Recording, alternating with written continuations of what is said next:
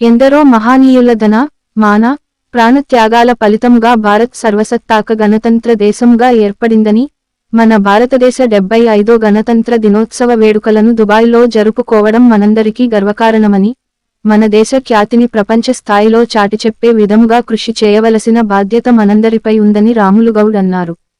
సంగారెడ్డి పట్టణంలోని Shri Lakshmi Narasimhaswamy friends association అధ్యక్షులు పిల్లిగుండ్ల రాములుగౌడ్ సారథ్యంలో 12 మంది మిత్ర బృందం కుటుంబ సభ్యులతో కలిసి యునైటెడ్ అరబ్ ఎమిరేట్స్లోని దుబాయ్ దేశానికి 5 రోజుల పర్యటనకు వెళ్లారు.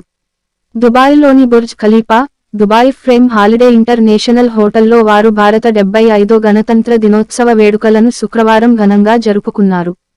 ఈ కార్యక్రమంలో అసోసియేషన్ కార్యదర్శి విజయేందర్ రెడ్డి, కోశాధికారి మంగళపర్తి వెంకటేశం, సలహాదారులు నాయకోటి రామప్పలతో పాటు సభ్యులు Anantharao Kulkarni, P Ramgopal, G Venkanna, Lade Mallesham, Venkateswararao, R Prabhakar Reddy, J Prabhakar మరియు ఎస్ కృష్ణలు పాల్గొన్నారు.